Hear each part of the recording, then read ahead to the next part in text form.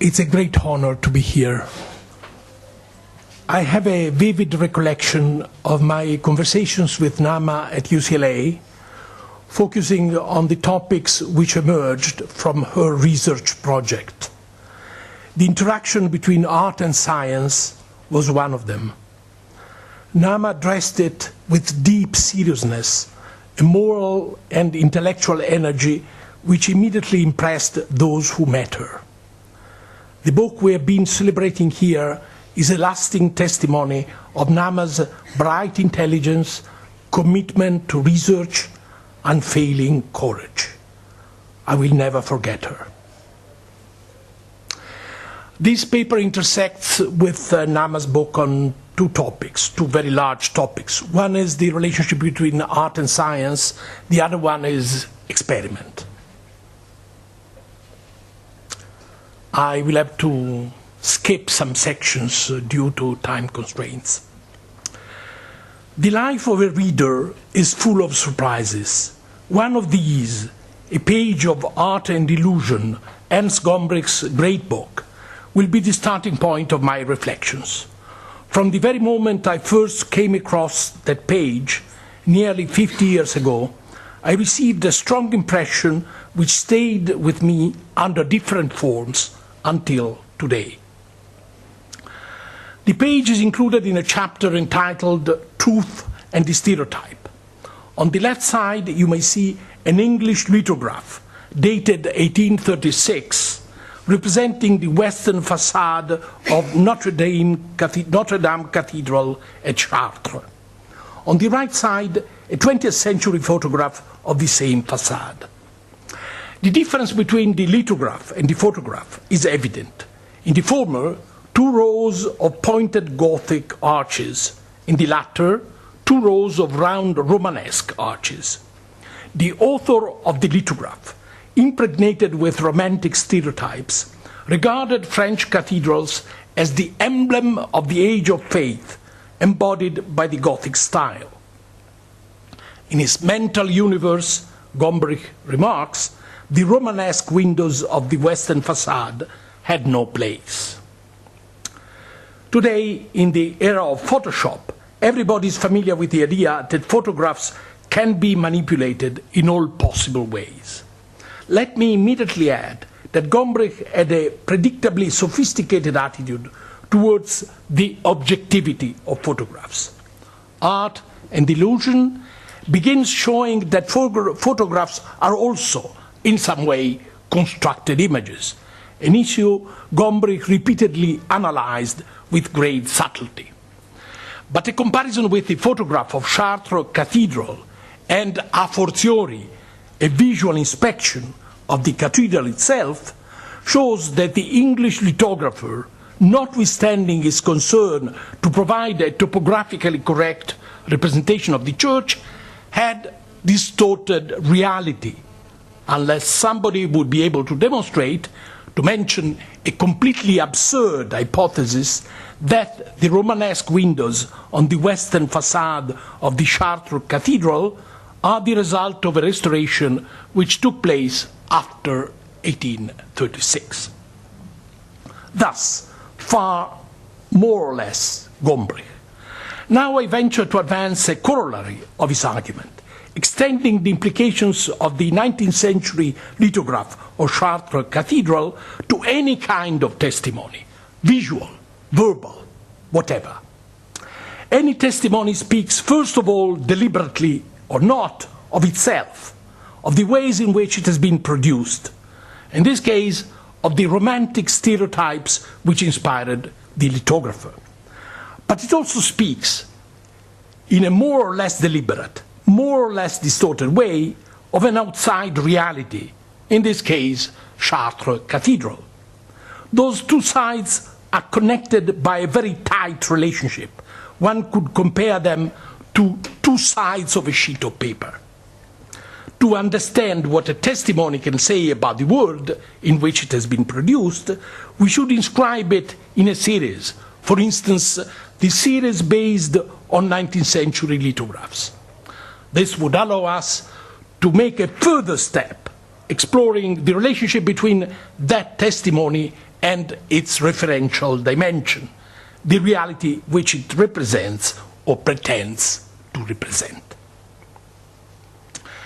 A generalization based on a blatant case of image distortion, a lithograph inadvertently turning Romanesque windows into Gothic windows, might suggest a relativist conclusion.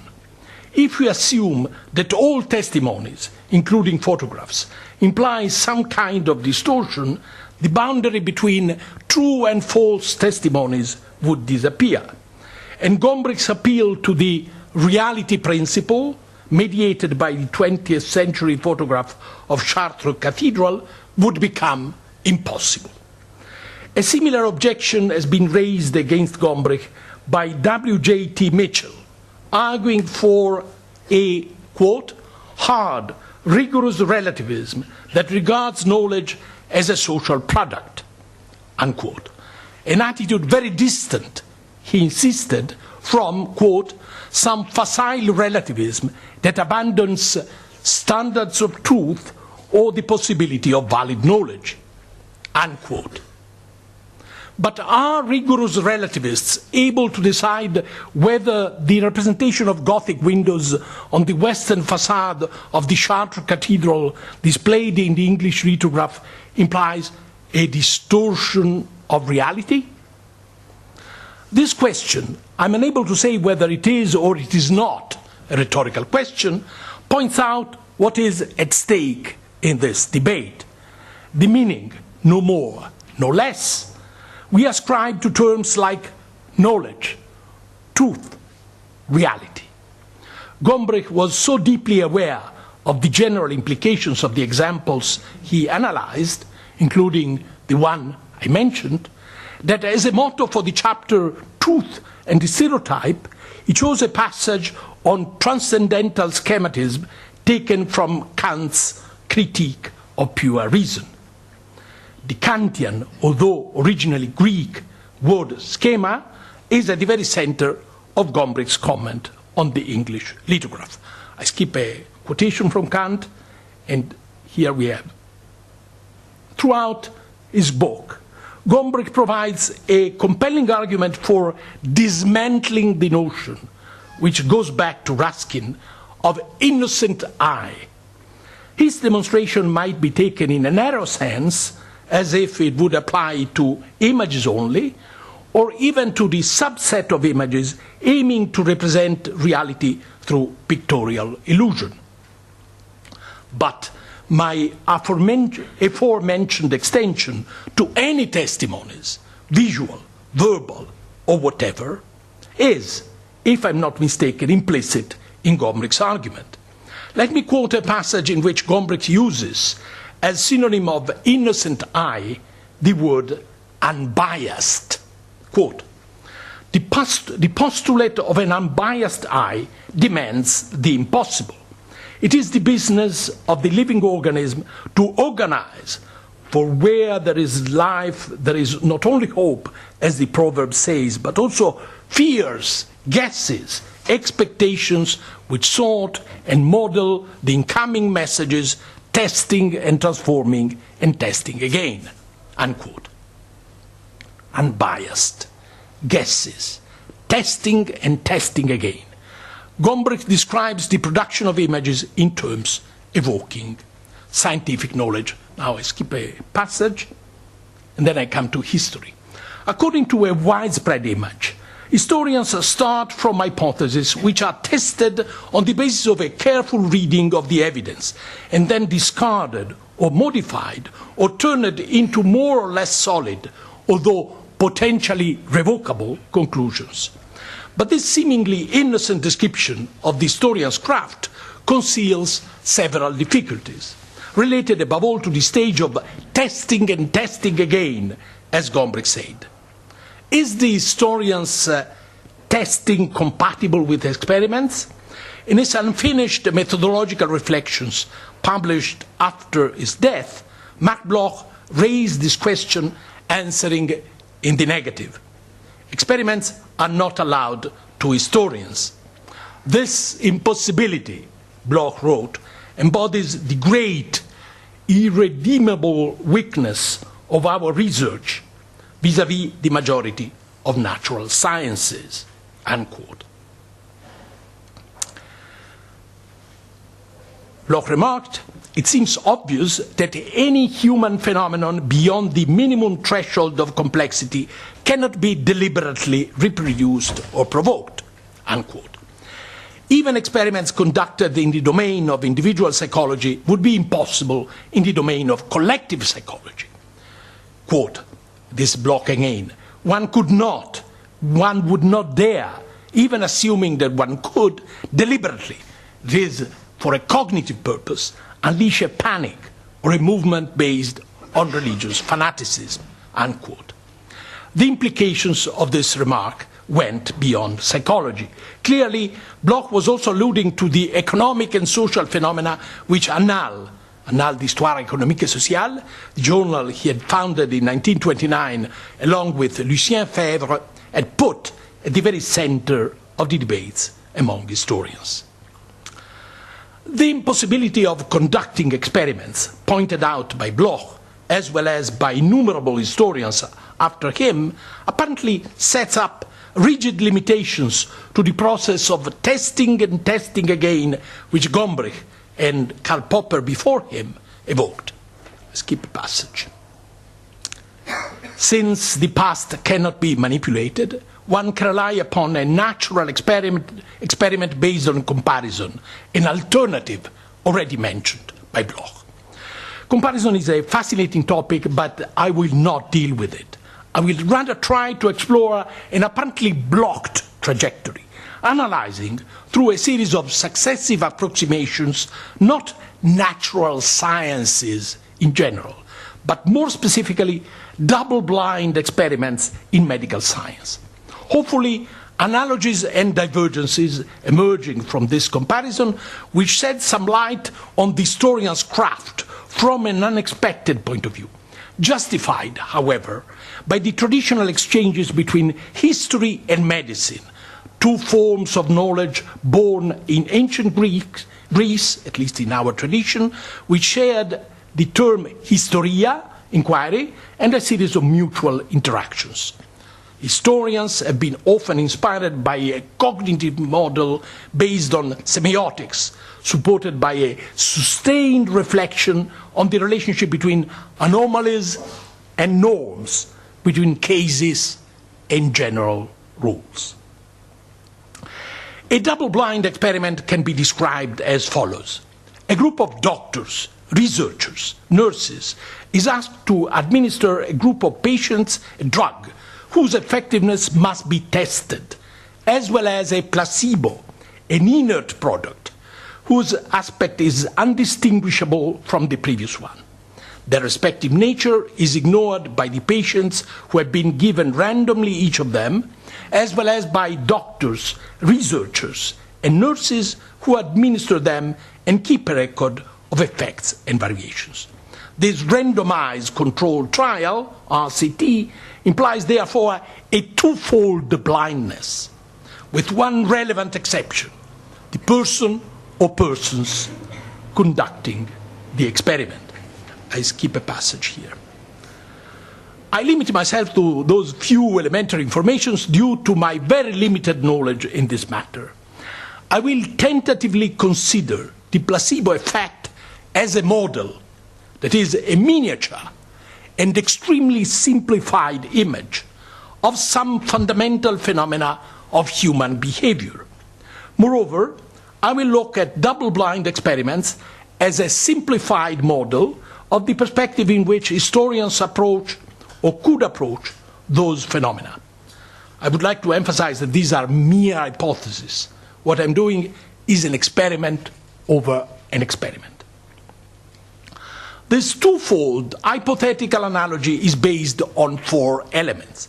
A, the objects of double-blind experiments are individuals belonging to different animal species, including our own. B, those individuals experience emotions, fears, expectations, and so forth, which can have an impact on the experiment's results. C, Those emotions can be experienced not only by patients, but also by researchers involved in the experiment. In order to protect the outcome of the experiment, both the patients' and the researchers' emotions must be neutralized by keeping both of them in the dark as far as the experiment is concerned. How is all this related to history and historical research? The answer must be looked for, first of all, within the placebo effect, as well as within the opposite phenomenon which has been labeled nocebo effect.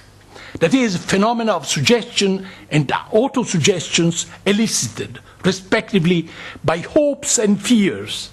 In some cases, the latter, according to a much debated hypothesis, could bring a person to death. The discovery of how suggestions and autosuggestions can affect human behavior is inscribed in a long trajectory, which in our tradition begins with the ruthless attack against religion and its psychological roots launched by Epicurus and his followers. First of all, Lucretius. Primus in orbe Deos fecit timor. Fear first created gods in the world. This line by Petronius must be read along with Tacitus' profound remark, Fingunt simul credunque. They create and at the same time believe in what they have created. Religions, a human creation, are born from fear and generate fear, are born from pain and soothe pain. The catchy title of a book written by two specialists, Arthur and Elaine Shapiro, and addressed to a large audience, points at this long trajectory. The powerful placebo, from ancient priest to modern physician. To identify religions with the placebo or timebo effect would be grotesque. Any conjecture on the origins of religions does not explain the meaning they acquired in societies as diverse as possible. Unintended consequences are, as always in human history, the norm. But the miniature, simplified model based on double-blind experiments may shed a retrospective light on a critical tradition based on a ferocious demystification of the psychological roots of religion, along with a full recognition of its extraordinary effectiveness.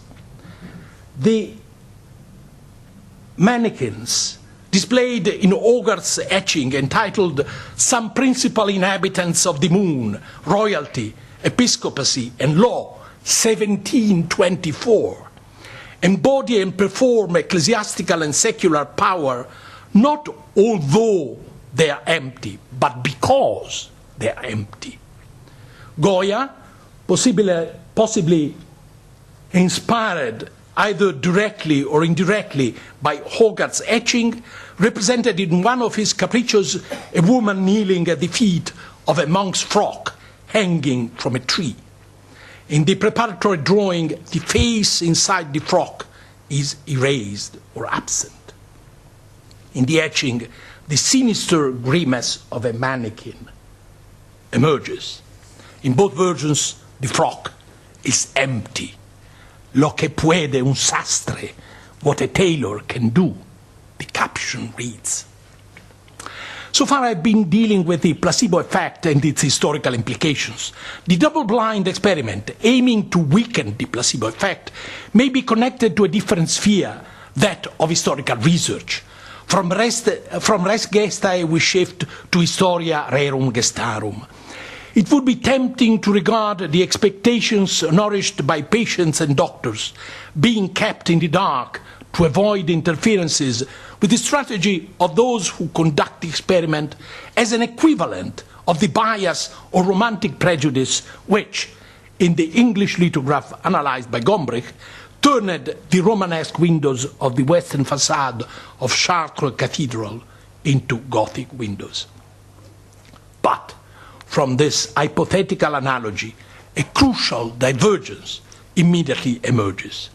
In the double-blind experiment, the expectations nourished by doctors and patients must be analyzed but only as a disturbance, comparable to a background noise which must be weakened as much as possible.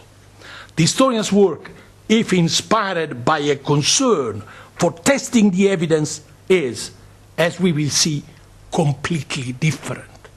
I will approach this issue from a circumscribed point of view, which points to the direction which Marc Bloch declared closed forever: to conduct experiments in the domain of history. In his book Diritto e ragione, Teoria del garantismo penale, Law and Reason, Protection of Civil Liberties in a Theoretical Perspective, Luigi Ferraioli wrote, quote, "A trial is, in a certain sense, the only case of a historiographic experiment. Testimonies are asked to act de vivo, since they are not only summoned directly, but also compared, submitted to cross-examinations, and asked to reenact, like in a psychodrama, the events which are at the center of the trial." Unquote. Nearly 2 centuries before, Volney, addressing himself to the pupils of École Normale in the 3rd year of the Revolution, proclaimed, quote, "History is nothing else than a genuine inquiry on facts, enquête, that is, historia. The historian who is aware of his task must regard himself as a judge who summons those who either narrated or witnessed the facts, submitting them to cross-examination, interrogating them, trying to find truth." Unquote. The analogy between historian and judge is an old one, but Ferraioli gave a new twist to it by connecting it to experiment. Being a jurist, he referred to trials in the making. Historians may work on court records which were produced centuries ago. In those cases, developing Ferraioli's suggestion, we might speak of a, quote, "historiographic experiment raised to the square," unquote. Testimonies are asked to act de vivo in the present by the judge, and later they will be re-examined by the historian as traces related to the past. As are in Chinese boxes, the latter experiment includes the former. In order to analyze this historiographic element, I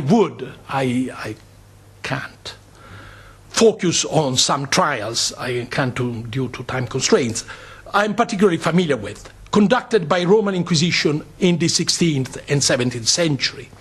These trials are dominated by secret. Interrogations are secret. Proceedings are secret. The defendants do not know the provenance of the accusations raised against them. When exceptionally they could rely upon a lawyer who had access to the proceedings, the accusers' names were concealed by initials. Only the judge, the inquisitor, or his vicar, had a full control over the trial's development and was able to set up the elements of his historiographic experiment. The other participants, defendants, witnesses, had a very limited knowledge of what was going on in the court. They acted, so to speak, in the dark. Outside the dark, there was the inquisitor, who tested his hypotheses, his biases in the trial. Even in this context, initial hypotheses were sometimes disproven.